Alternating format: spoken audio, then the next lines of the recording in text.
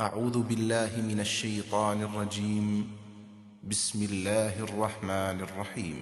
سيقولون ثلاثة رابعهم كلبهم ويقولون خمسة سادسهم كلبهم رجما بالغيب ويقولون سبعة وثامنهم كلبهم قل ربي أعلم بعدتهم ما يعلمهم إلا قليل فلا تمار فيهم إلا مراء ظاهرا ولا تستفت فيهم منهم أحدا ولا تقولن لشيء إني فاعل ذلك غدا إلا أن يشاء الله واذكر ربك إذا نسيت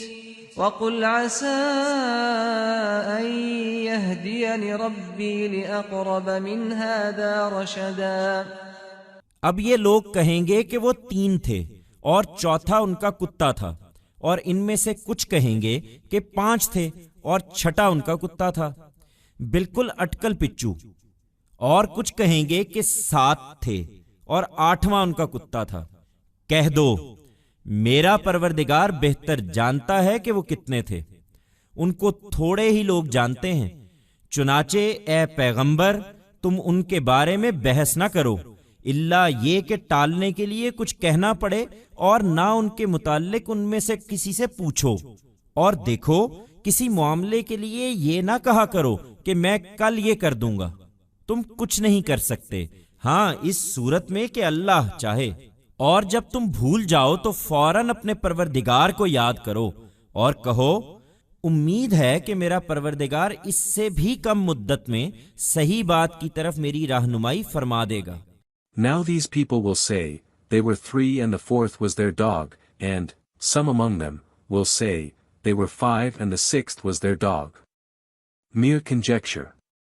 And some will say, they were 7 and the 8th was their dog. Say, my Lord knows better their number. Few people know them. Thus, O Prophet, do not debate about them except if you have to say something to divert them, and you should also not ask about them from any of them. And, listen, do not say about any matter, I shall do it tomorrow. You cannot do anything, except if God intends. And when you forget, immediately remember your Lord and say, hopefully, my Lord will guide me to what is correct in even lesser time than this.